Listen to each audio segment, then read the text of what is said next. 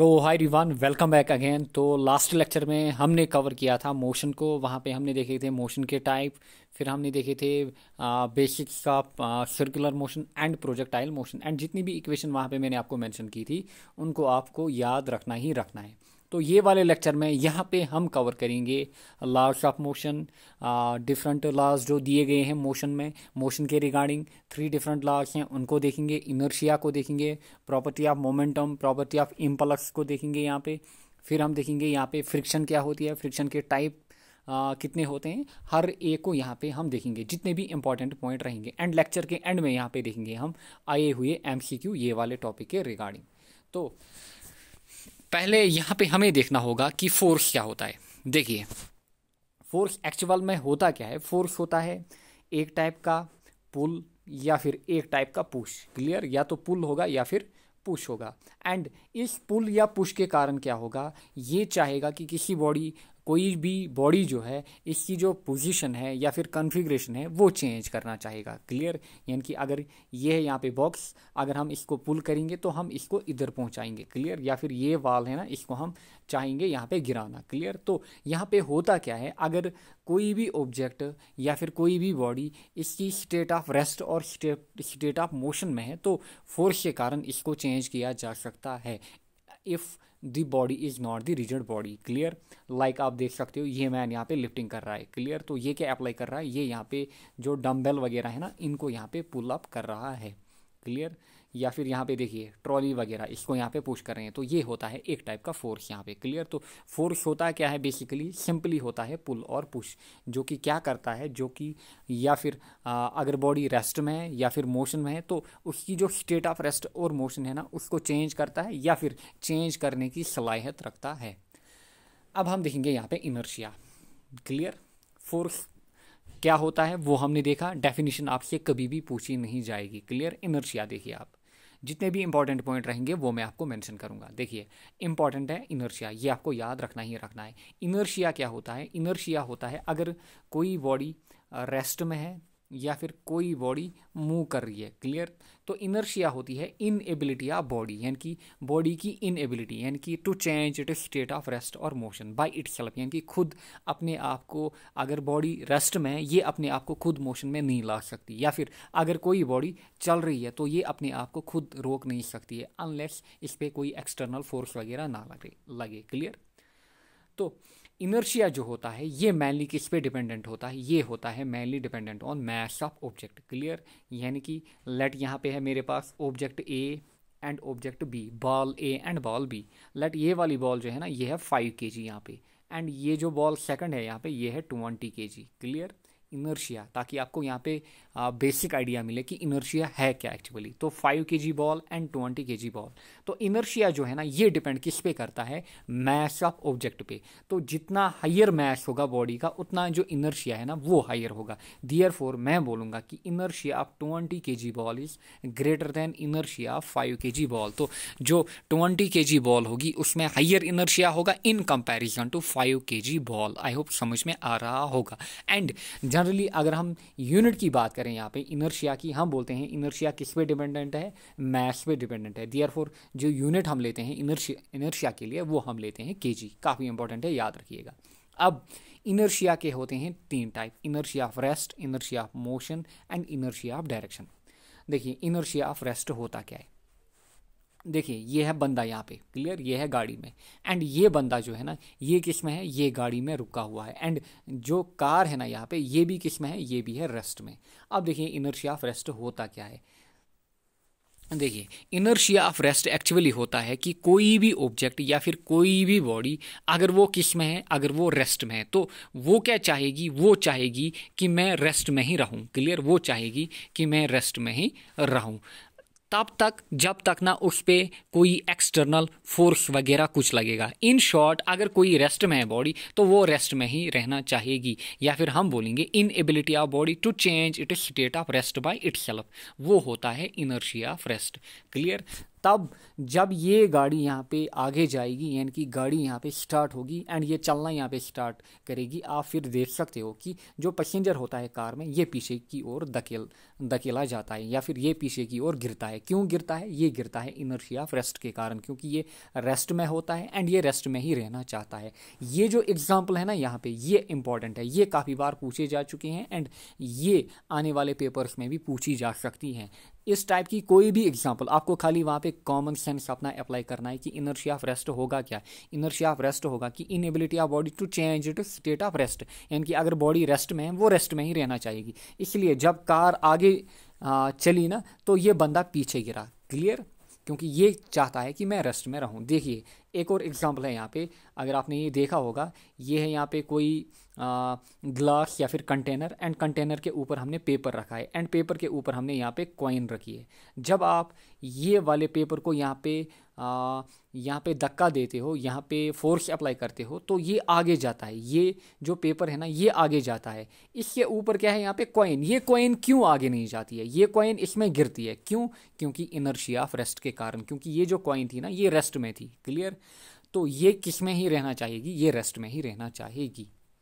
Next है यहाँ पे inertia of motion. Inertia of motion की अगर हम बात करें तो इनर्शिया ऑफ मोशन क्या होगा? Inability of body to change it state of motion, यानी कि यहाँ पे खुद एक बॉडी अपने आप को यहाँ पे रेस्ट में नहीं लाएगी, क्लियर।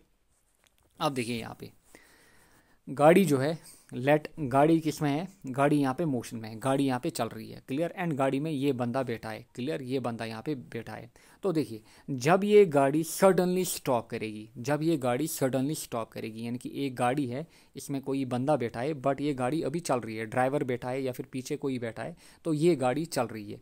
तो अगर इसने अचानक ब्रेक दी, यानी कि अचानक इसने स्टॉप किया सडनली, तो जो इसमें पैसेंजर होंगे वो किधर की ओर फॉल करेंगे? वो फॉरवर्ड की ओर फॉल करेंगे, क्योंकि वो किस में थे? मोशन में। अचानक कार ने क्या किया? स्टॉप किया, यानी कि कार आई रेस्ट में।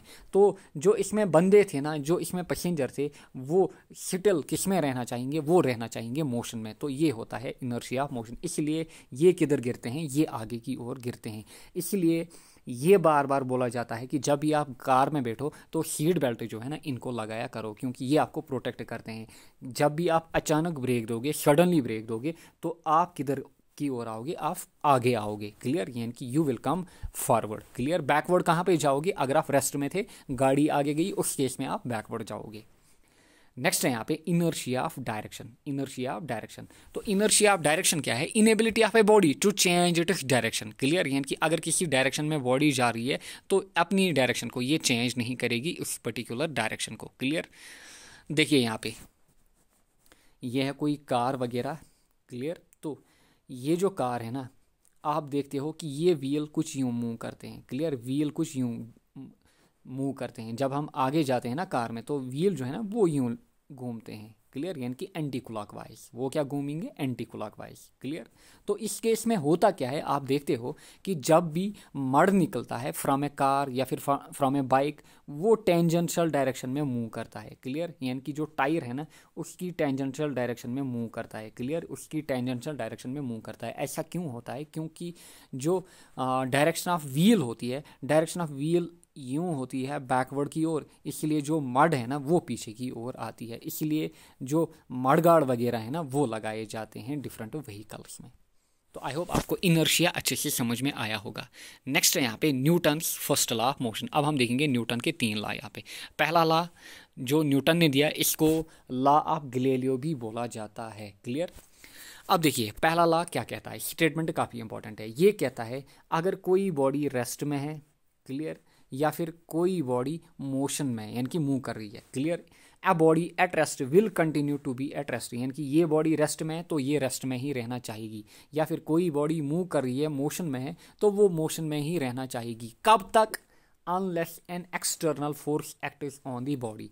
एंड ये हाल ही में जेके एसएसबी के पेपर में डायरेक्ट पूछा गया था, एंड वहाँ पे पर्टिकुलर पूछा गया था कि कौन सा एक्सटर्नल फोर्स। तो एक्सटर्नल फोर्स जो होते हैं वो 2 टाइप के होते हैं। एक होता है बैलेंस्ड एक्सटर्नल फोर्स, दूसरा होता है अनबैलेंस्ड एक्सटर्नल फोर्स। बट यहाँ पे हम बात करेंगे अनबैलेंस्ड फोर्स की, क्योंकि बैलेंस्ड फोर्स के कारण कोई भी चेंज बॉडी में नहीं आएगी। चाहे अगर मोशन में है, अगर उस पर हम बैलेंस्ड फोर्स अप्लाई करेंगे वो मोशन में ही रहेगी। अगर रेस्ट में है, अगर हम उस पर बैलेंस्ड फोर्स अप्लाई करेंगे वो रेस्ट में ही रहेगी। तो जो फोर्स यहाँ पे होता है, जो एक्सटर्नल फोर्स यहाँ पे होता है, दैट इज अनबैलेंस्ड फोर्स। ये आपको याद रखना है। नेक्स्ट, जो फर्स्ट लॉ है ना, ये किस प्रॉपर्टी को डिफाइन करता है? ये डिफाइन करता है प्रॉपर्टी ऑफ इनर्शिया को। काफ़ी बार पूछा जा चुका है डिफरेंट पेपर्स में, याद रखिएगा। ये है इंपॉर्टेंट पॉइंट्स यहाँ पे, एक तो स्टेटमेंट, दूसरा यहाँ पे कि ये किसको डिफाइन करता है। नेक्स्ट ना यहाँ पे एप्लीकेशन का फर्स्ट लॉ देखिए, ये है यहाँ पे कोई एप्पल ट्री, क्लियर। ये है यहाँ पे एप्पल ट्री। तो एप्पल ट्री में क्या लगे हुए होते हैं? यहाँ पे एप्पल्स लगे हुए होते हैं, क्लियर। जब हम ट्री को शेक करते हैं, जो एप्पल्स है ना वो किधर की ओर गिरते हैं? वो नीचे की ओर फॉल करते हैं। क्यों? क्योंकि वो किस में होते हैं? वो रेस्ट में होते हैं, एंड वो रेस्ट में ही रहना चाहते हैं। बट अनबैलेंस्ड एक्सटर्नल फोर्स के कारण उनकी जो स्टेट ऑफ रेस्ट है ना वो चेंज होती है यहाँ पे।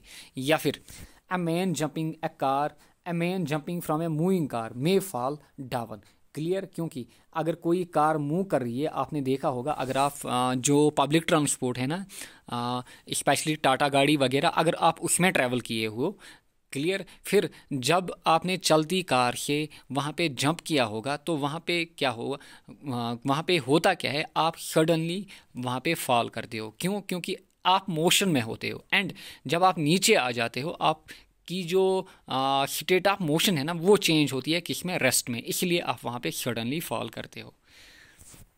Next, when a car suddenly stops, जो इसमें पैसेंजर होंगे वो क्या फॉल करेंगे? वो फॉल करेंगे फॉरवर्ड। तो ये भी आपको याद रखना है। एप्लीकेशन काफ़ी इंपॉर्टेंट है, काफ़ी ज़्यादा इंपॉर्टेंट है, क्लियर। तो ये चीज़ें आपको याद रखनी है। नेक्स्ट है यहाँ पे मोमेंटम। अब देखिए मोमेंटम, अगर हम मोमेंटम की बात करें तो मोमेंटम होता क्या है? एक्चुअली मोमेंटम होता है product of mass into velocity, clear. यानी कि मोमेंटम होता क्या है? ये होता है product of mass into velocity, clear. And जो सेकंड लॉ है ना, ये किस प्रॉपर्टी को डिफाइन करता है? सेकंड लॉ जो होता है ये डिफाइन करता है प्रॉपर्टी ऑफ मोमेंटम को। आगे देखेंगे हम, बट पहले आपको याद रखना है कि मोमेंटम होता क्या है। Momentum is the product of mass into velocity, यानी कि बॉडी का मास कितना है एंड बॉडी यहाँ पे किस वेलोसिटी से मूव कर रही है, क्लियर। तो हम वहां पे डिफाइन करते हैं मोमेंटम।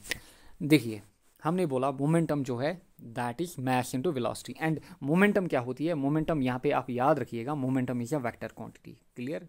मोमेंटम जो होती है that is a vector quantity, clear. And unit क्या होगा मोमेंटम का, वो भी हम यहाँ पे देखेंगे अभी। बट पहले यहाँ पे इंपॉर्टेंट पॉइंट देखिए कि higher the mass higher will be momentum, clear. कोई बॉडी है जिसका मास हाइयर होगा, क्योंकि P is equal to m into we, तो हम बोलेंगे जो P है that is directly proportional to m, यानी कि मोमेंटम जो है that is directly proportional to mass. देखिए, ये है स्मॉल कार यहाँ पे, एंड ये है यहाँ पे लार्ज कार, यानी कि ट्रक। यहाँ पे देखिए, ये जो कार है ना, देखिए ये छोटी कार यहाँ पे, अगर इसको हम धक्का दे तो यहाँ पे एक बंदा जो है दैट इज़ इनफ। बट अगर हमें ट्रक को आगे ले जाना होगा तो यहाँ पे हमें बहुत सारे बंदे चाहिए, यानी कि यहाँ पे हमें ग्रेटर फोर्स चाहिए। इसलिए हम बोलते हैं ना, अगर किसी बंदे का एक्सीडेंट होगा, यहाँ पे समझिए, यहाँ पे है कोई बंदा, इस बंदे का यहाँ पे एक्सीडेंट हुआ, एंड एक्सीडेंट इसका किसके द्वारा हुआ? एक तो ट्रक के द्वारा, एंड दूसरा यहाँ पे कार के द्वारा। आप बोलो मुझे कि सबसे ज़्यादा फैटल एक्सीडेंट किसका होगा, किस कंडीशन में होगा? अगर इसको ट्रक ने कंडीशन ए में हिट किया, दूसरी कंडीशन में इसको कार ने हिट किया, तो जो फैटल होगा वो होगा ट्रक का, क्योंकि ट्रक जो है ना इसमें हाइयर मोमेंटम होगा। क्यों? क्योंकि हाइयर मास हाइयर मोमेंटम। जो कार है ना इसका मास काफ़ी कम है, तो मोमेंटम जो होगा वो कम होगा। तो अगर मोमेंटम ज़्यादा तो यहाँ पे जो बंदा है ना वो काफ़ी हर्ट होगा, तो ये याद रखिएगा।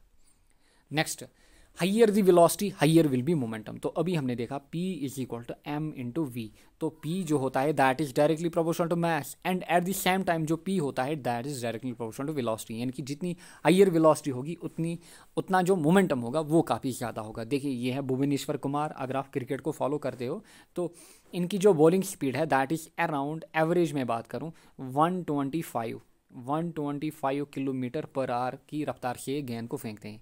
एंड ये है ऑस्ट्रेलियन मिचेल स्टार्क, तो ये बॉलर जो है ना ये ऑलमोस्ट 150 किलोमीटर पर आवर की रफ्तार से बॉल को फेंकता है।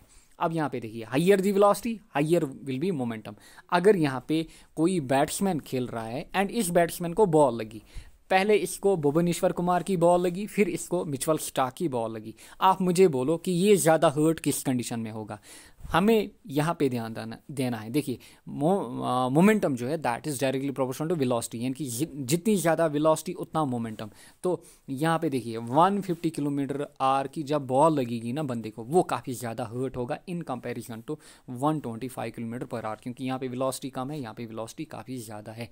आई होप आपको मोमेंटम भी समझ में आया होगा। नेक्स्ट है यहाँ पे यूनिट। तो हमने बोला कि मोमेंटम जो होता है P is equal to M into we. तो यूनिट जहाँ पे भी आएगा वो आपके एग्जाम के लिए इंपॉर्टेंट रहेगा। एंड मैथ्स का यूनिट क्या होता है केजी, एंड वेलोसिटी का यूनिट ऑलरेडी हमने देखा है metre per second. And therefore जो मोमेंटम का यूनिट होगा that will be KG into metre per second. And momentum जो है that is a vector quantity, ये भी याद रखिएगा। नेक्स्ट बात करेंगे हम इम्पल्स की। अब इम्पल्स क्या होता है? इम्पल्स होता है actually change in momentum. Clear? जो इम्पल्स होता है that is change in momentum, या फिर हम बोलेंगे कि जो इम्पल्स होता है that is product of force into time. Clear? यानी कि फोर्स इनटू टाइम जो होता है दैट इज यहाँ पे इम्पल्स, यानी कि I is equal to F into T. तो देखिए आई जो होता है that is force into time, यानी कि impulse is equal to force into time. अब जो फोर्स होता है, फोर्स किसके बराबर होता है? फोर्स होता है mass into acceleration. Clear? Into T, देखिए इनटू टी। एंड एक्सेलरेशन किसके बराबर होती है? वो होती है change in velocity, v by T into T. तो देखिए यहाँ पे t और t गया, तो यहाँ पे क्या बचा? यहाँ पे बचा m into V. And m into V क्या होता है? That is momentum. इसीलिए हम बोलते हैं जो इम्पल्स होता है that is equal to change in momentum. ये भी याद रखिएगा, काफ़ी बार पूछा जा चुका है। देयरफॉर जो इम्पल्स एंड मोमेंटम होंगे उनके जो यूनिट्स होंगे वो सेम होंगे, क्योंकि impulse is equal to momentum. ये हमने यहाँ पे इक्वेशन से प्रूव किया। क्लियर? एंड मैथमेटिकली अगर हम बात करें, जो इम्पल्स होता है that is force into time, यानी कि I is equal to F into T. ये इक्वेशन भी याद रखिएगा। जितनी भी इक्वेशन आएंगी वो आपको याद रखनी है, क्योंकि इन टर्म्स ऑफ जो माइग्रेंट्स का पेपर था एंड हेल्थ डिपार्टमेंट का पेपर था, अगर उसके कंपैरिजन में आप देखोगे लास्ट बाकी ईयर्स के पेपर वो काफ़ी इजी होते हैं साइंस के, स्पेशली फिजिक्स के। बट लास्ट ईयर जो लेवल थी वो थोड़ी हार्ड थी। हार्ड नीट की लेवल नहीं थी, बट हार्ड इस टाइप की कि मोमेंटम पे आपको न्यूमेरिकल दिया जाएगा, आपको खाली एम पता होना चाहिए, वी पता होना चाहिए। क्लियर? आपको इम्पल्स पे न्यूमेरिकल दिया जाएगा, बट आपको पता क्या होना चाहिए? आपको यहाँ पे जो इक्वेशंस है ना वो पता होना चाहिए, तब जाके आप डायरेक्टली कर पाओगे। काफ़ी इजी होते हैं, खाली आपको वैल्यूज पुट करने होते हैं न्यूमेरिकल में, डरना नहीं है। नेक्स्ट अगर हम यूनिट की बात करें तो यूनिट जो होगा that will be same KG into metre per second और न्यूटन इंटू सेकंड। तो ये भी याद रखिएगा इम्पल्स के लिए। नेक्स्ट है यहाँ पे Newton second law of motion. अब देखिए Newton second law of motion. तो Newton second law of motion क्या कहता है? ये कहता है rate of change of momentum is directly proportional to the external force applied on the body. तो जो F होता है that is directly proportional to D P by D T. देखिए जो F होता है that is directly proportional to D P by D T. D P by D T क्या होता है? Change in momentum. क्या होता है? Change in momentum. तो ये याद रखिएगा, F is directly proportional to D P into D P by D T. या फिर हम लिखेंगे यहाँ पे F इज इक्वल टू, देखिए F is equal to D by D T.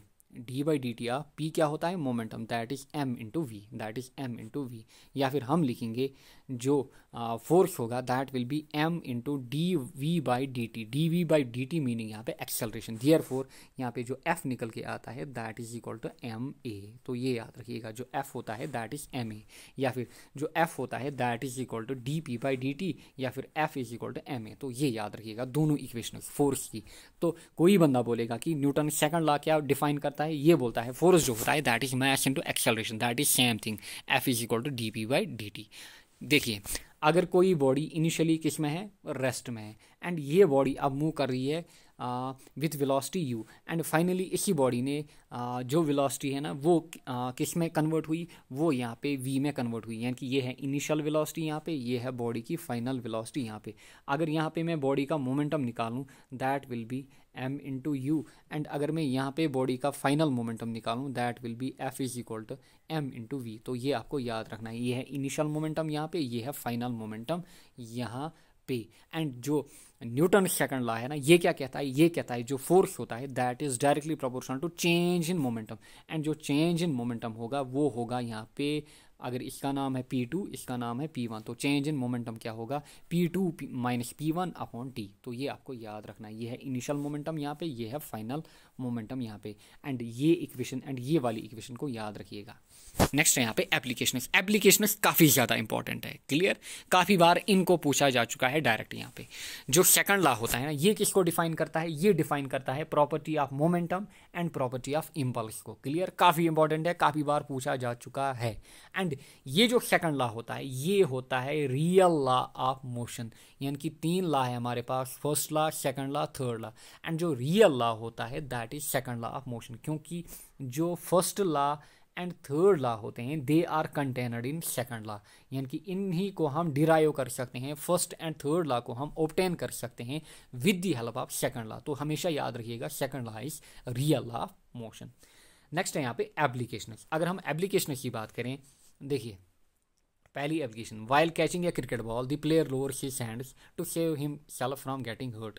तो देखिए ये है यहाँ पे कोई खिलाड़ी, देखिए ये है इनिशियली खिलाड़ी के हैंड्स, जब बॉल नीचे आती है तो ये बंदा क्या करता है, ये अपने हैंड्स को नीचे नीचे डाउन करता है ताकि जो फोर्स का इम्पैक्ट है, क्योंकि हमने बोला जो फोर्स होता है दैट इज वो क्या होता है, that is dp upon dt। देखिए फोर्स जो होता है that is directly proportional to dp upon dt, यानी कि फोर्स जो होगा वो इन्वर्सली होगा किसके, चेंज इन टाइम के, यानी कि dt। यानी कि जितना टाइम यहाँ पे ज़्यादा होगा जो फोर्स होगा वो क्या होगा, कम, यानी कि जो इम्पैक्ट है ना बॉल का वो कम होगा। या फिर इन टर्म्स ऑफ इम्पल्स भी हम समझ सकते हैं, जो इम्पल्स होता है that is force into time, clear. अगर मैं फोर्स को यहाँ पे इस इक्वेशन में निकालूं तो आई कैन राइट जो फोर्स होगा that will be I upon T, that will be I upon T, यानी कि जो फोर्स एंड टाइम है ना इसके बीच जो रिलेशन है दैट इज इनवर्सली प्रोपोर्शनल, यानी कि टाइम जितना ज़्यादा फोर्स कम होगा, इसीलिए ये अपने आप को यहाँ पे एक्स्ट्रा टाइम देता है, क्लियर। तो देखिए ये है रॉन्ग टेक्निक बॉल पकड़ने के लिए एंड ये है राइट टेक्निक, यानी कि जितनी बॉल आपकी तरफ आएगी आप अपने हैंड्स को नीचे करो, लोअर करो, ताकि आपको वहाँ पे कुछ एक्स्ट्रा सेकंड मिले, fraction of second, 0.2 second, 0.3 second, 0.4 second, इतना इनफ होता है क्रिकेट में बॉल को कैच करने के लिए। आई होप आपको समझ में आया होगा कि प्लेयर अपने हैंड्स को क्यों लोअर करता है, ताकि जो फोर्स है ना वो कम हो जाए यहाँ पे, या फिर इम्पैक्ट जो है वो कम हो जाए।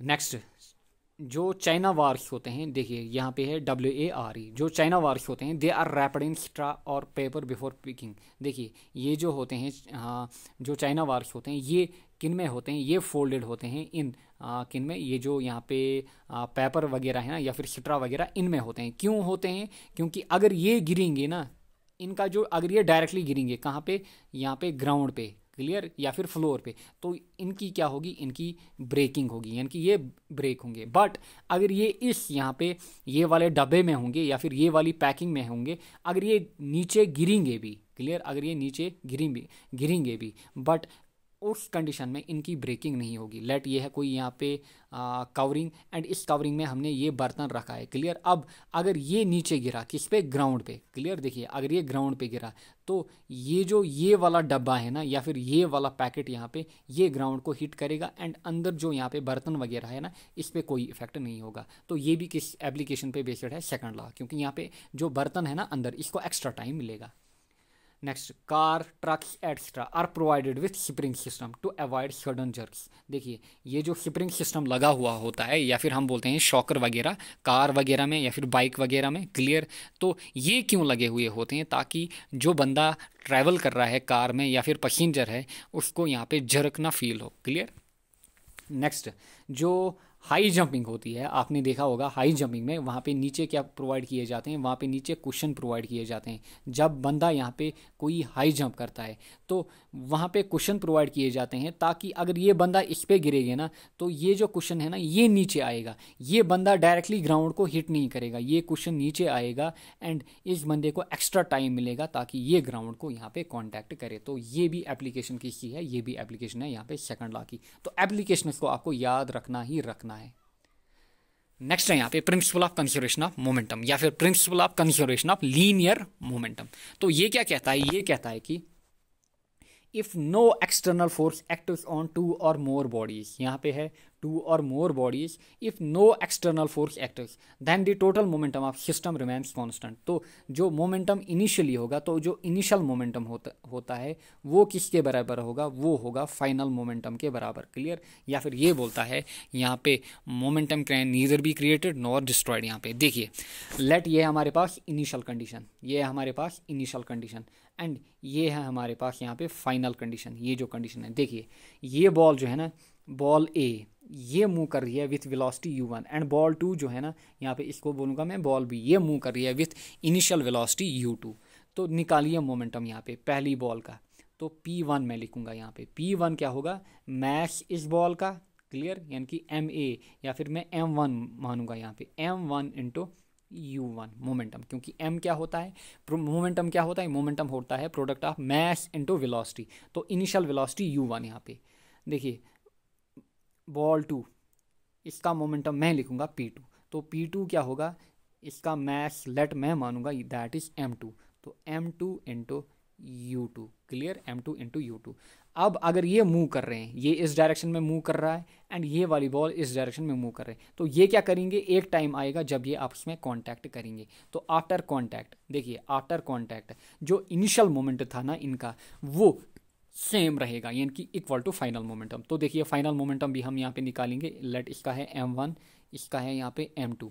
अब आफ्टर कोलिजन ये बॉल इधर जाएगी वापस, इनिशियली ये इधर आ रही थी, जब इनके बीच यहाँ पे कोलिजन हुआ तो ये इधर की ओर जाएगी, ये इधर की ओर जाएगी। क्लियर। यानी कि बैकवर्ड जाएंगे। क्लियर।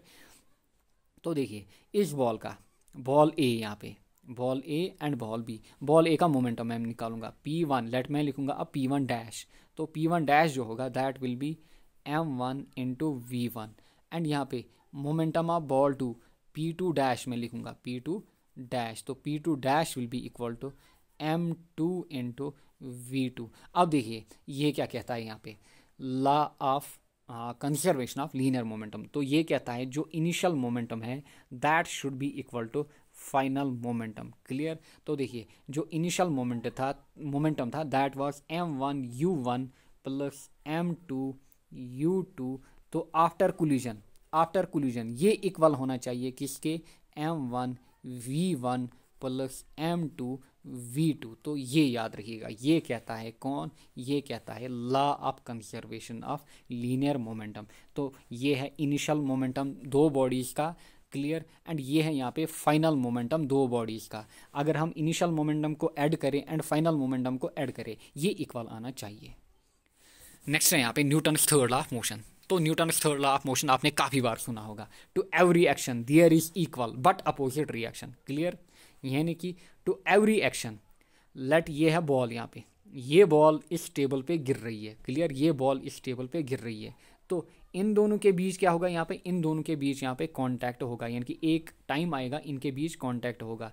तो ये जो बॉल है ना, ये किस पे एक्शन कर रही थी, ये टेबल पे एक्शन कर रही थी, एंड इन टर्न ये जो टेबल है ना, ये बॉल को ऊपर धक्का देगा, यानी कि ये इस पे क्या करेगा, रिएक्शन अप्लाई करेगा, एंड ये बॉल फिर से वापस जाएगी। क्लियर। यानी कि to every action there is an equal but opposite reaction, यानी कि एक्शन किधर की ओर लग रहा था, नीचे की ओर, बॉल नीचे आ रही थी, उसका एक्शन नीचे था, एंड जो टेबल है ना इसने इसको क्या दी, रिएक्शन किस डायरेक्शन में, अपोजिट डायरेक्शन में, यानी कि ऊपर की डायरेक्शन में। ये है यहाँ पे अपोजिट डायरेक्शन। क्लियर। ये नीचे आ रही थी एंड टेबल ने इसको ऊपर धक्का दिया, इसलिए हम बोलते हैं to every action there is equal, ये है एक्शन यहाँ पे, देयर इज इक्वल, यानी कि उस पर इक्वल रिएक्शन लगेगी, इक्वल रिएक्शन, बट अपोजिट, वो जो रिएक्शन लगी वो अपोजिट यहाँ पे लगेगी। देयरफॉर एक्शन एंड रिएक्शन जो होता है it act on to different bodies. Clear. यानी कि बॉल ने किस पे एक्शन अप्लाई किया, इसने टेबल पे एक्शन किया, टेबल ने इन टर्न बॉल पे क्या यहाँ पे अप्लाई किया, यहाँ पे बॉल पे रिएक्शन अप्लाई की। तो ये कहता है Newton's third law. Application of Newton's third law के, वॉकिंग, यानी कि हम वॉक करते हैं। क्लियर। हम वॉक करते हैं किस पे, ग्राउंड पे। तो जब हम अपने पैर किस पे लगाते हैं, ग्राउंड पे, तो ग्राउंड इन टर्न हमें क्या करता है, ग्राउंड इन टर्न वहाँ पे हमें धक्का देता है, यानी कि फिर हमारे पैर दूसरा पैर जो है वो उड़ता है। क्लियर। तो इसीलिए हम वॉक कर पाते हैं किसकी एप्लीकेशन के बाद बोलो थर्ड लॉ। या फिर स्विमिंग, देखिए ये जो स्विमर है ना ये आगे आ रहा है, क्यों आगे आ रहा है, क्योंकि ये जो पानी है ना ये इसको धक्का पीछे की ओर दे रहा है, यानी कि पानी पीछे की ओर जा रहा है एंड स्विमर आगे की ओर जा रहा है। देखिए पानी पीछे स्विमर आगे, तो जो इक्वल एंड अपोजिट फोर्स यहाँ पे लग रहा है। क्लियर। देखिए then recoiling of gun, mass jumping या फिर mass jumping, man jumping out of a boat. ये है कोई बंदा, देखिए ये बोट में ट्रैवल कर रहा था, अब ये बंदा जो है ना ये जंप कर रहा है किधर, आगे की ओर। क्लियर, यानी कि आगे की ओर। एंड आपने देखा होगा जब कोई बंदा बोट में आगे की ओर जंप करेगा तो ये जो बोट है ना ये पीछे की ओर यहाँ पे जाएगी, यानी कि इसकी जो डायरेक्शन होगी मोशन की वो पीछे की ओर होगी। तो ये भी किस लॉ के आधार पे है, थर्ड लॉ के आधार पे। नेक्स्ट है यहाँ पे इंपॉर्टेंट, इन दोनों को याद रखिएगा, इन दोनों को आपको याद रखना ही रखना है, काफ़ी बार पूछा जा चुका है इनको डिफरेंट पेपर्स में।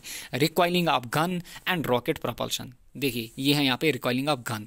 आपने देखा होगा कि जो गन वगैरह है ना, देखिए जब गन से यहाँ पे फायर शॉट होता है तो गन जो है ना ये पीछे की ओर आता है। क्लियर, यानी कि देखिए ये वाली गर्ल जो है ना इसने यहाँ पे पिस्टल से यहाँ पे फायर किया, अब देखिए ये जो पिस्टल है ना इसकी डायरेक्शन पीछे की ओर हुई। क्लियर, यानी कि इसीलिए बोला जाता है जब भी आप गन चलाओ या फिर कुछ चलाओ तो उसको अपने शोल्डर के पास रखो, यानी कि उसको अपने शोल्डर के पास टाइटली हेल्ड करो। क्यों, क्योंकि जब गोली आगे जाएगी ना तो गन जो है ना ये आपको पीछे की ओर धक्का देगा। क्लियर, इसी को हम बोलते हैं रिकॉइलिंग ऑफ गन। डेप्थ में नहीं जाना है यहाँ पे। नेक्स्ट है यहाँ पे रॉकेट प्रोपल्शन। देखिए जो रॉकेट वगैरह है ना जो स्पेस में जाते हैं या फिर सैटेलाइट्स को कैरी करते हैं। क्लियर, तो जब यहाँ पे फ्यूल वगैरह होता है ये जब इग्नाइट होता है यहाँ पे, क्लियर, ये जब इग्नाइट होता है तो रॉकेट किधर जाता है, रॉकेट ऊपर जाता है एंड पीछे क्या ये फेंकता है, पीछे यहाँ पे गैसेस वगैरह को फेंकता है, तब जाके ये गैसेस के कारण ये रॉकेट आगे जाता है एंड गैस यहाँ पे पीछे आते हैं। तो ये भी याद रखिएगा, rocket propulsion and recoiling of gun. Next है यहाँ पे फ्रिक्शन। अब देखिए फ्रिक्शन क्या होती है, फ्रिक्शन होती है एक टाइप की रुकावट। क्लियर, फ्रिक्शन होती है एक टाइप की रुकावट सिंपल भाषा में। तो मैं बोलूँगा फ्रिक्शन जो होती है it is resistance offered by a body. कब ऑफर होती है, जब एक बॉडी स्लाइड करती है या फिर tries to slide over another body. देखिए ये है यहाँ पे कोई, यहाँ पे ये है मैंने टेबल लिया, इस टेबल पे मैं यहाँ पे बॉल को क्या करूँगा, बॉल को रोल कराऊंगा। तो ये जो बॉल है ना ये इस पे रोल करेगी रोल करेगी रोल करेगी एंड कहीं पे स्टॉप करेगी। क्लियर, ये स्टॉप क्यों करती है, ये स्टॉप करती है किसके कारण, फ्रिक्शन के कारण। देखिए ये बॉल आगे जाना चाहती है एंड इस पे फ्रिक्शन यहाँ पे लगेगी, फ्रिक्शन इसको पीछे धक्का देना चाहेगी यहाँ पे। एंड जो फ्रिक्शन लगती है ना वो कहाँ पे लगती है, हमेशा याद रखिएगा कि फ्रिक्शन हमेशा लगती है जहाँ पे कॉन्टैक्ट होता है दो बॉडीज़ का, यानी कि जहाँ पे कॉन्टैक्ट होता है वहाँ पे फ्रिक्शन लगती है। चलिए जो फ्रिक्शनल फोर्स होता है, फ्रिक्शनल फोर्स को हम डिनोट करते हैं बाय स्मॉल एफ एंड ये होता है किसके बराबर, ये होता है equal to mu into R. Mu क्या है यहाँ पे, आर क्या है यहाँ पे, जो म्यू होता है it is called coefficient of friction, coefficient of friction. And अगर पेपर में आपको बोला जाएगा कि फ्रिक्शनल फोर्स निकालिए तो म्यू की वैल्यू आपको वहाँ पे दी जाएगी। क्लियर, एंड आर क्या होती है, R is normal reaction, R क्या होती है, नॉर्मल रिएक्शन। चलिए यहाँ पे नॉर्मल रिएक्शन को समझते हैं पहले। देखिए ये है टेबल यहाँ पे, देखिए ये है टेबल यहाँ पे, ये किस पे है बेटा, ये बैठा है यहाँ पे किस पे, ये वाले बड़े टेबल पे, ये है बिग टेबल एंड ये है यहाँ पे स्मॉल टेबल। क्लियर, ये जो स्मॉल टेबल या बॉक्स हमने रखा है किस पे, बड़े टेबल पे, तो इसका वेट किधर लग रहा है, नीचे की ओर। एंड ये भी याद रखिएगा जो वेट होता है that always acts downward. Weight क्या होता है, weight is equal to M into G, mass into acceleration due to, acceleration due to gravity. Clear, तो जो वेट होता है that is equal to mass into acceleration due to gravity. तो किसी भी बॉडी का मैस वेट जो है वो लगता है नीचे की ओर एंड ये जो यहाँ पे स्मॉल टेबल है ये इसका वेट जो है वो नीचे की ओर लग रहा है। इन टर्न ये जो बॉक्स यहाँ पे है या फिर बिगर बॉक्स यहाँ पे है ये इस पे यहाँ पे नॉर्मल रिएक्शन अप्लाई करेगा, क्या करेगा, अप्लाई यहाँ पे नॉर्मल रिएक्शन करेगा, यानी कि ये इसको ऊपर की ओर धक्का देगा। क्लियर, यानी कि अगर आर ज़्यादा होगा डब्ल्यू के कंपैरिजन में फिर ये डब्बा ऊपर जाएगा। क्लियर, अगर आर कम या फिर इक्वल बैलेंस में होंगे तो ये इसी पे रहेगा। तो इन शॉर्ट याद रखिए कि जो नॉर्मल रिएक्शन होता है that is equal to weight, जो नॉर्मल रिएक्शन होता है that is equal to weight and इसलिए वी कैन राइट जो नॉर्मल रिएक्शन होता है that is equal to M G, जो नॉर्मल रिएक्शन होता है that is equal to M G. Therefore I can write जो फ्रिक्शनल फोर्स होता है that is mu into M G. Mu into M G, यानी कि नॉर्मल रिएक्शन। यानी कि ये बॉल टेबल पे अपना वेट नीचे लगा रही है एंड ये टेबल इस पे नॉर्मल रिएक्शन अप्लाई करेगा, किधर की ओर, ऊपर की ओर। तो ये याद रखिएगा, ये है नॉर्मल रिएक्शन। तो frictional force is equal to F is equal to mu into R, और I can write F is equal to mu into M G. क्यों? क्योंकि आर होता है वेट के बराबर एंड वेट होता है इक्वल टू एम जी। तो आई होप आपको ये समझ में आया होगा। क्लियर? क्योंकि यहाँ पे शॉर्ट वीडियो में समझाना काफ़ी डिफ़िकल्ट है। क्लियर? बट मैं कोशिश कर रहा हूँ कि आपको अच्छे से समझ में आए ये चीज़ें, क्योंकि अदरवाइज़ ये जो चीज़ें हैं ना, इनको फिजिकली पढ़ाया जाता है एंड काफ़ी टाइम लगता है इनको अच्छे से समझाने में। क्लियर? नेक्स्ट है यहाँ पे टाइप्स ऑफ फ्रिक्शन। अब जो फ्रिक्शन होती है, एक होती है स्टैटिक फ्रिक्शन एंड दूसरी होती है काइनेटिक फ्रिक्शन या फिर डायनामिक फ्रिक्शन। स्टैटिक फ्रिक्शन कब प्ले में आती है? स्टैटिक फ्रिक्शन प्ले में आती है जब दो बॉडीज़ जो होती हैं वो आपस में रेस्ट में होती है। Clear? When they are in rest. देखिए ये है यहाँ पे टेबल, इसको मैं बोलूँगा टेबल, एंड ये है यहाँ पे बॉक्स। तो ये बॉक्स किस पे है? टेबल पे। एंड इन दोनों के बीच जो यहाँ पे फ्रिक्शन लग रही है that is static friction. Clear? And जो स्टैटिक फ्रिक्शन होती है, इसको याद रखिएगा, इसका रेंज कितना होता है। जो स्टैटिक फ्रिक्शन होती है, it can be greater or equal to 0 and less or equal to mu S into R. R क्या है? Normal reaction. नॉर्मल रिएक्शन किसके बराबर? वेट के बराबर। वेट किसके बराबर? M G. देयरफॉर जो आर होगा that is equal to M G. I can put here M G also, mu S into M G. Clear? Next है यहाँ पे काइनेटिक फ्रिक्शन या फिर डायनामिक फ्रिक्शन। काइनेटिक फ्रिक्शन या फिर डायनामिक फ्रिक्शन कब प्ले में आती है? जब कोई बॉडी मूव कर रही है। देखिए ये कार जो है ना, ये रोड पे मूव कर रही है, तो जो यहाँ पे टायर है ना, जिनका कांटेक्ट किसके साथ है? जिनका कांटेक्ट यहाँ पे रोड के साथ है, तो यहाँ पे फ्रिक्शन लगेगी। यहाँ पे फ्रिक्शन पीछे की ओर लगेगी एंड ये जो कार है ना, ये आगे आना चाहिए, फ्रिक्शन इसको पीछे धक्का देना चाहिए, यानी कि ये इसको रोकना चाहिए। क्लियर? तो चलिए आपके लिए मैं क्वेश्चन छोड़ता हूँ। एक है हमारे पास मैकडमाइज्ड रोड एंड दूसरा है हमारे पास ग्रेवल रोड। क्लियर? यानी कि कच्चा रोड। आप मुझे बोलिए कि फ्रिक्शन कहाँ पे ज़्यादा होगा। एक है मैकडमाइज्ड रोड, दूसरा है ग्रेवल रोड। फ्रिक्शन कहाँ पे ज़्यादा होगा? देखिए फ्रिक्शन कहाँ पे ज़्यादा होगा? जहाँ पे सरफेस जो है ना दैट इज़ रफ। अगर सरफेस रफ है तो फ्रिक्शन ज़्यादा, क्योंकि वहाँ पे रुकावट ज़्यादा। आपने फील किया होगा अगर कोई ग्रेवल रोड होता है, कच्चा रोड होता है, जहाँ पे मैकडम नहीं दिया जाता है, जब आप वहाँ से जाओगे तो गाड़ी की जो स्पीड होती है वो काफ़ी कम होती है। गाड़ी वहाँ पे 20 किलोमीटर 30 किलोमीटर पर आवर इसी स्पीड में चलती है। बट अगर बढ़िया रोड है, लाइक यहाँ पे देखिए मैकडमाइज्ड रोड है, तो यहाँ पे जो स्पीड होती है दैट इज़ 100 किलोमीटर प्लस। यहाँ पे स्पीड 30 किलोमीटर। क्यों?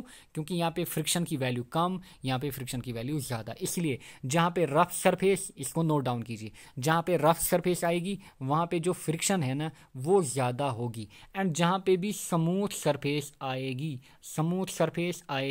अगर स्मूथ सरफेस ज़्यादा तो फ्रिक्शन जो है ना, फ्रिक्शन वहाँ पे कम होगी। क्लियर? आई होप आपको समझ में आया होगा। नेक्स्ट है यहाँ पे rolling friction and sliding friction.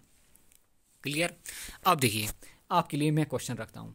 Rolling friction कब प्ले में आती है? जब हम किसी बॉडी को यहाँ पे रोलर या फिर टायर वगैरह देते हैं। स्लाइडिंग फ्रिक्शन कब प्ले में आती है? जब हम इसको स्लाइड करेंगे तो यहाँ पे एक फ्रिक्शन लगेगी जो कि हमें रोकना चाहिए। यहाँ पे ये गाड़ी जो है ना ये रोल करना चाहिए, बट यहाँ पे फ्रिक्शन लगेगी। अब देखिए आपके लिए क्वेश्चन छोड़ता हूँ कि अगर ये जो बॉक्स है ना, इसमें है यहाँ पे 100 kg मैस, कुछ 100 kg वेट वगैरह, 100 kg मैस। क्लियर? इसमें कुछ सामान वगैरह है। अगर इसको मुझे यहाँ से, ये है पोजीशन ए, मुझे इसको कहाँ ले जाना है? पोजीशन बी तक। क्लियर? पोजीशन बी तक ईजिली मैं कहाँ पे ले जाऊँगा? ईजिली मैं कहाँ पे मूव कराऊंगा इस 100 kg को? जी हाँ, यहाँ पे कंडीशन 1 में, यानी कि रोलिंग फ्रिक्शन के केस में। तो जो यहाँ पे रोलर है ना, इनके कारण क्या होगी? इनके कारण यहाँ पे फ्रिक्शन कम लगेगी। एंड अगर आपको स्लाइड करना है किसी बॉक्स वगैरह को या फिर किसी वेट को, तो यहाँ पे ज़्यादा एफर्ट आपको लगाने हैं एंड यहाँ पे आपको कम एफर्ट लगाने हैं, क्योंकि यहाँ पे हमने रोलर प्रोवाइड किए। रोलर प्रोवाइड करने के कारण यहाँ पे जो फ्रिक्शन है ना वो कम लगेगी, यहाँ पे ज़्यादा फ्रिक्शन लगेगी। तो स्लाइडिंग फ्रिक्शन जो होती है, sliding friction is greater than rolling friction, ये आपको याद रखना है। नेक्स्ट देखिए नोट, स्लाइडिंग फ्रिक्शन जो होता है that is greater than kinetic friction and kinetic friction is greater than rolling friction. देखिए तो स्लाइडिंग फ्रिक्शन, यानी कि स्लाइडिंग फ्रिक्शन जो है ना, यहाँ पे आपको ज़्यादा रुकावट होगी जब आप स्लाइड कर पाओगे in comparison to kinetic friction. And जब रोलर आप प्रोवाइड करोगे तो जो फ्रिक्शन है ना वो काफ़ी कम होगी। Therefore, it is easy to move heavy objects on rollers rather than to slide. I hope आपको समझ में आया होगा. नेक्स्ट है यहाँ पे कुछ मेथड जिनके द्वारा हम फ्रिक्शन को रिड्यूस कर सकते हैं. पहला है यहाँ पे प्रॉपर सिलेक्शन ऑफ मटेरियल, यानी कि प्रॉपरली मटेरियल को हमें सेलेक्ट करना है. यानी कि एक मटेरियल हमारे पास है रफ, दूसरा मटेरियल है हमारे पास स्मूथ. लाइक अभी मैंने आपको मेंशन किया, तो हमें कौन से रोड बनाने हैं? स्मूथ, यानी कि मैग्नेमाइज्ड, यानी कि जो कच्चे रोड है ना, ग्रेवल रोड, उनको हमें नहीं बनाना है. क्योंकि स्मूथ रोड में होगा क्या, यहाँ पे फ्रिक्शन जो होगी वो कम होगी. और रफर सरफेस पे क्या होगा? रफर सरफेस पे जो फ्रिक्शन है ना वो ज़्यादा होगी. नेक्स्ट है यहाँ पे किसी भी सरफेस को क्या करना? पॉलिश करना या फिर ल्यूब्रिकेशन करना. क्लियर. तो ल्यूब्रिकेशन या पॉलिशिंग के कारण क्या होता है, आप वहाँ पे इजीली टच कर पाते हो अगर किसी बॉडी में ल्यूब्रिकेशन की हुई होगी. नेक्स्ट है यहाँ पे converting sliding friction into rolling friction. तो स्लाइडिंग फ्रिक्शन को किस में कन्वर्ट करना? रोलिंग फ्रिक्शन में. यानी कि अगर ये बॉक्स को इनिशियली हम धक्का दे रहे थे, हम क्या करेंगे? हम इसको किसी ट्रॉली या फिर किसी रोलर के ऊपर उठाएंगे, इसको यहाँ पे पहुँचाएंगे. तो यहाँ पे ज़्यादा यहाँ पे आसानी से हम इसको यहाँ पे पहुँचाएंगे. तो स्लाइडिंग फ्रिक्शन को किस में कन्वर्ट करना? रोलिंग फ्रिक्शन में. ये आपसे पूछे जाएंगे हाउ टू रिड्यूस फ्रिक्शन. या फिर किसी भी बॉडी को क्या शेप देना? स्ट्रीम लाइन शेप, यानी कि बाय स्ट्रीम लाइनिंग. यहाँ पे देखिए, ये है फिश यहाँ पे, ये है शिप यहाँ पे, ये है यहाँ पे एरोप्लेन. तो तीनों में आपको एक ही शेप दिख रही होगी. एंड ये जो इनकी शेप होती है ना बॉडी की, ये शेप, इसको बोला जाता है स्ट्रीम लाइनड बॉडी या फिर स्ट्रीम लाइनड शेप. अब इस शेप के कारण क्या होता है, देखिए ये एरोप्लेन आगे जाता है तो ईयर है ना, ये इसको यहाँ पे रेजिस्टेंस प्रोवाइड करता है, यानी कि पीछे की ओर धक्का देना चाहता है. तो जब हम इस पे स्ट्रीम लाइन शेप बनाते हैं तो इसके कारण जो फ्रिक्शन होती है, ईयर फ्रिक्शन या फिर ईयर रेजिस्टेंस, वो कम होती है. वाटर में देखिए फिश वगैरह इजीली स्विम कर पाते हैं. अगर हम वाटर में जाएंगे, हम वहाँ पे अच्छे से स्विम नहीं कर पाएंगे क्योंकि हमारे पास स्ट्रीम लाइनड बॉडी नहीं है.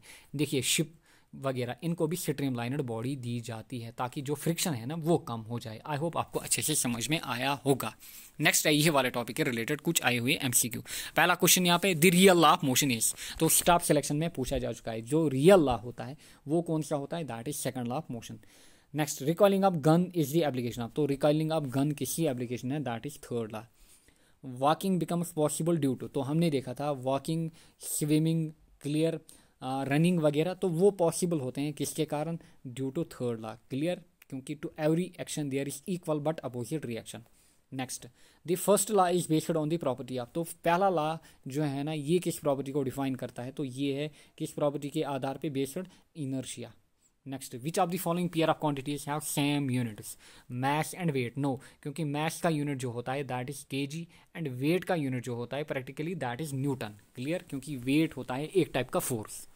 नेक्स्ट है यहाँ पे वेलोसिटी एंड एक्सेलरेशन. वेलोसिटी का मीटर पर सेकंड एंड जो एक्सेलरेशन है that is metre per second square. देखिए पावर हो गया वाट में एंड वर्क इसमें हो गया जूल में, तो इनका भी सेम नहीं है. इम्पल्स एंड मोमेंटम ऑलरेडी हमने देखा, तो ऑप्शन डी यहाँ पे करेक्ट रहेगा. Next, the equation F is equal to M A is derived from. तो equation F is equal to M A हमने देखा, जो सेकंड लॉ है वो क्या कहता है? Force is directly proportional to D P by D T, यानी कि rate of change of momentum. And वो जो मोमेंटम चेंज होता है वो किस डायरेक्शन में चेंज होता है? इन दी डायरेक्शन ऑफ फोर्स. ये भी याद रखिएगा, इन दी डायरेक्शन ऑफ फोर्स. तो ये कहाँ से निकला? यहीं से निकलता है फिर F is equal to M A, यानी कि सेकंड लॉ.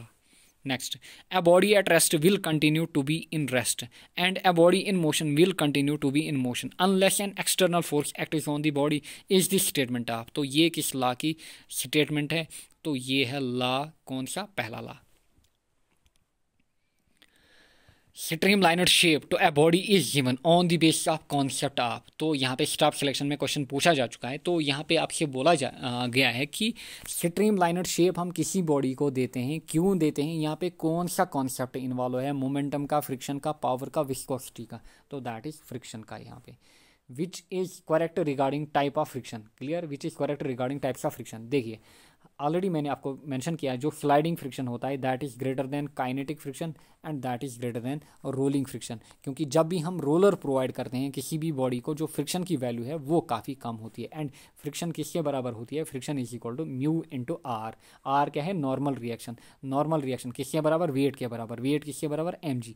देयरफॉर जो फ्रिक्शन होती है that is equal to mu M G. शायद आपसे यहाँ पे भी एमसीक्यू मत पूछा जाएगा. क्लियर. तो ये भी याद रखिएगा. एंड ये वाले जो क्वेश्चन क्वेश्चन नंबर 9 है, इसका करेक्ट ऑप्शन क्या रहेगा यहाँ पे? Option C, sliding friction greater than kinetic friction greater than और रोलिंग फ्रिक्शन। तो आई होप आपने ये चीज़ें नोट डाउन की होंगी एंड आपको अच्छे से समझ में आया होगा। तो मिलेंगे नेक्स्ट लेक्चर में, till then take care, bye bye.